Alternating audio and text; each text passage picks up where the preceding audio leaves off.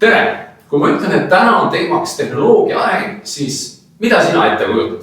Mis tehnoloogiast me võiksime rääkida? Võib-olla sa mõtled, et juba jõudsime arvutite ja nutitelefonide ja virtuaalreaalsuseni. Nii lühikese maailma ajalugu oligi. Inimesed hakkasid põldu harima ja upsti juba jõudsimegi põhimõtteliselt tänapäeva. Aga ei. Tehnoloogia on inimkonna ajalooks kogu aeg arenenud. Lihtsalt, kui me praegu mõtleme tehnoloogia peale, siis me mõtleme igasugu digitaalsetele elektroonilistele vidinatele. Aga tehnoloogia mõiste on palju laiem. Ka näiteks pliiats ja paber on tehnoloogia, mis võimaldab meil mõtteid ja sündmusi kirja panna ja oma mälust väljaspool pikemaks ajaks talletada. Näiteks söömine ei ole tehnoloogia. Seda oskavad loomad ka. Aga seevastu lusikas on miski, mille inimesed on leiutanud, et oleks mugavam süüa. Kunagi, kui keegi lusika välja mõtles, siis see oli ka tehnoloogia areng. Ehk siis ajalootunnis võiks iga ajalooperioodi juures rääkida sellest, mis sel ajal tehnoloogia arengus juhtus. Aga tänases videos ma räägin tehnoloogia arengust muinasajal ja eriti metallide kasutuselevõtust. Aga alustuseks ma näitan sulle kahte erinevat kirvest. Üks on rauast teraga kirves, ilmselt oled midagi sellist näinud. Selliseid kasutatakse ka tänapäeval.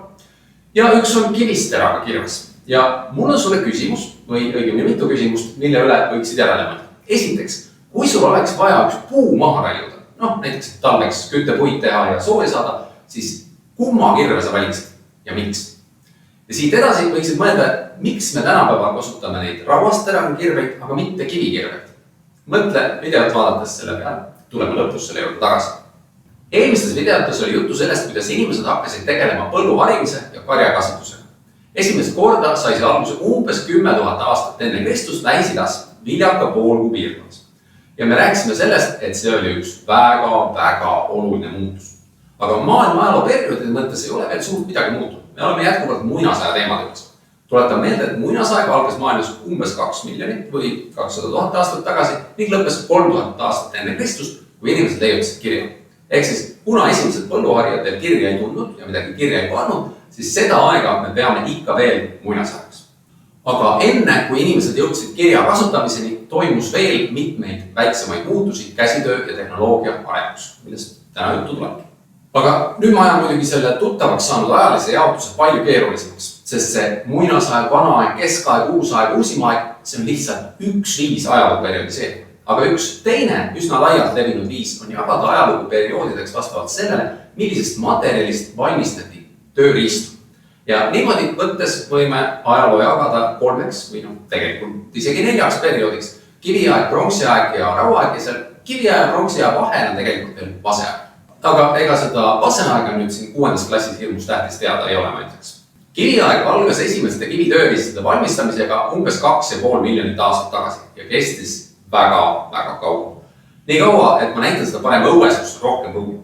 Nii, ma olen tulnud siia maastikule ja ma olen arvutanud siin kaugused välja niimoodi, et 1 sentimeeter võrdub 1000 aastat ajaloos. Ja lähme vaatame, kui pikk on kiviaeg. Siin, kus ma seisan, on 2 miljonit aastat tagasi. Peaksin veel minema natukene siiapoole äärde, seal on 2,5 miljonit aastat tagasi. Seal algas kiviaeg, ehk siis hakati valmistama esimesi kivitööriistu. Hakkasid tegema, erinevad inimlased siis siin tegid neid kivist tööriistu, siin on 2 miljonit aastat tagasi. 1,5 miljonit aastat tagasi. Nii, lähme edasi. Kiviaeg ikka veel kestab, inimlased teevad kivitööriistu ja siin on 1 miljon aastat tagasi. Ikka teevad kivitööriistu. Siin on 0,5 miljonit aastat tagasi. Ikka tehakse kivist tööriistu. Lähme veel edasi. Siin me jõuame lõpuks 100 000 aastat tagasi. Ikka veel tehakse kivist tööriistu. Jõuame siia 12 000 aastat tagasi. Siin juhtumisi siis inimesed hakkasid põldu harima. Ja jõuame 5000 aastat tagasi, siin lõpeb kiviaeg, algab pronksiaeg. Ehk siis kõik enne seda, kuni sinna 25 meetrini oli kiviaeg. Kõik see on kiviaeg, siit edasi see 5 sentimeetrit, see on siis pronksiaeg ja rauaeg kokku. Ja vaatame selle teise periodiseeringu ka veel üle, mis meil oli enne tuttav, eks ole, muinasaeg, vanaaeg ja nii edasi. Võime seda alustada kas sealt umbes 2 miljonit aastat tagasi, kus olid esimesed inimlased või siis esimesed tänapäeva inimesed. See oli siis 200 000 aastat tagasi. siin olid siis esimesed nüüdis inimesed, kes hakkasid siis mingi hetk Aafrikast välja rändama teistele mandritele. Ja nüüd lõpuks, kui nad kirja leiutasid, siis lõpeb muinasaeg ja see on juhtumisi täpselt samal ajal umbes kui pronksiaja algus ja kiviaja lõpp ehk siis 5000 aastat tagasi ehk 3000 enne Kristust. Sellel ajal hakkasid inimesed kirja kasutama, seal lõpeb muinasaeg, algab vana aeg. Ja sealt edasi siis tuleb kohe varsti siis veel keskaeg, uus aeg, uusim aeg, ehk siis selle viimase 5 sentimeetri sisse mahuvad kõik need ülejäänud ajalooperioodid. Kõik see muu on muinasaeg ja sihuke pisikene lõpp on see, mida me siis põhiliselt siin ajaloost õpime. Ja viimased 100 aastat ehk siis uusim aeg, see aeg, millest on veel inimesi elus, kes mäletavad, mis ajaloos toimus, see on siin see üks väike millimeetri pikkune kriipsukene. No nii, aga mis sellest kiviajast siis rääkib?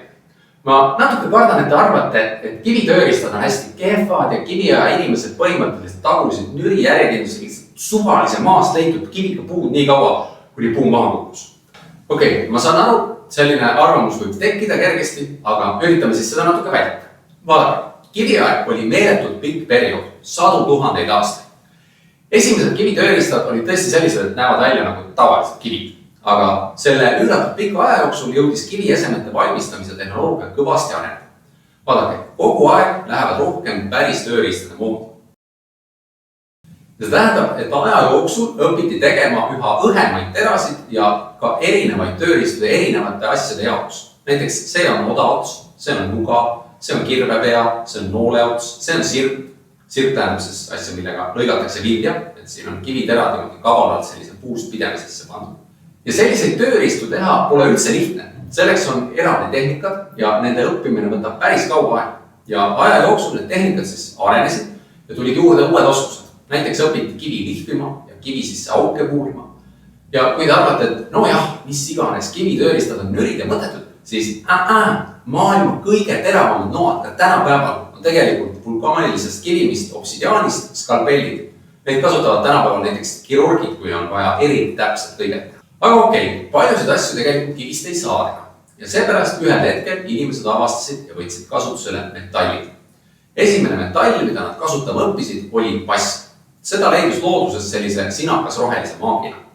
Aga kui neid maagikamakaid kuumutada, nii et metall hakkas sulama, siis sai seda vormi sisse valada ja teha niimoodi kindla kujuga esemeid. Muuseas, see maak oli sinakas roheline ja säilinud vaskesemed on enamasti ka sinakas rohelised. Aga see värv on tegelikult natuke nagu vaserooster. Puhtal kujul on vaskesemed hoopis punakat värv. Aga vasel oli üks probleem. Ta oli liiga pehme. See tähendab, et tööriist võis ära painduda või nüriks minna. Ja mõne aja pärast inimesed taipasid, et kui vasele lisada pisut ühte teist metalli, tina, siis saab 2 metalli segu või sulami, mida nimetatakse pronksiks. Pronksi saab ka valada erinevatesse kujudesse, aga see on kõver. Ta ei paindu nii kergesti. Ja pronks võeti maailmas esimest korda laiemalt kasutusele umbes 3000 aastat enne Kristust, ehk seda võib pidada pronksiaja alguseks.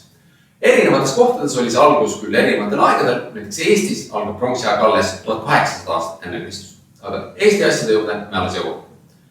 Pronksiga oli see huvitav asi, et vasemaaki ja tinamaaki ei leidu sugugi kõikjal, vaid vähestes kohtades. Ja tihti ei ole neid mõlemad ühest ja samast kohast saada. Seega selleks, et saada pronksi, tuli inimestel ja tegelikult tervetel rahvastel hakata omavahel kauplema. No näiteks selleks, et pronks jõuaks Eestisse, olid lähimad maakide leiukohad Saksamaal ja Tšehhis. Niisiis, keegi kaupmees pidi käimas sealt neid toomas või tuli kaupmees sealt ja tõi Eestisse pronksi. Ja kuna pronks oli juba vastupidavam metall, siis sellest sai teha lisaks nugadele ja kirvestele juba ka selliseid keerulisemaid asju, nagu näiteks mõõgad ja turvised. Ehk siis pronksi kasutusele võtmine andis tõuke sellele, et esiteks kaubandus hakkas arenema, see tähendab, et inimesed hakkasid rohkem kaugete maadega kaupa vahetama ja teiseks hakati valmistama paremaid relvi ehk sõjapidamises toimus ka areng. No ja siis lõpuks inimesed avastasid, et tegelikult on olemas veelgi tugevam ja parem metall, raud.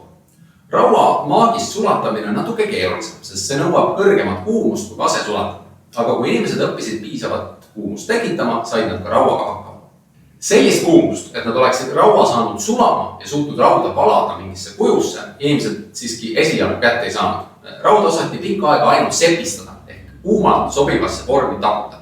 Ja rauda oli võimalik töödelda nii, et sellest sai teras, mis on eriti tugev ja vastupidav. Raua eeliseks pronksi ees oligi see, et ta oli tugevam, vastupidavam ja ka kergem. Lisaks see, et rauda leidus väga paljudes kohtades.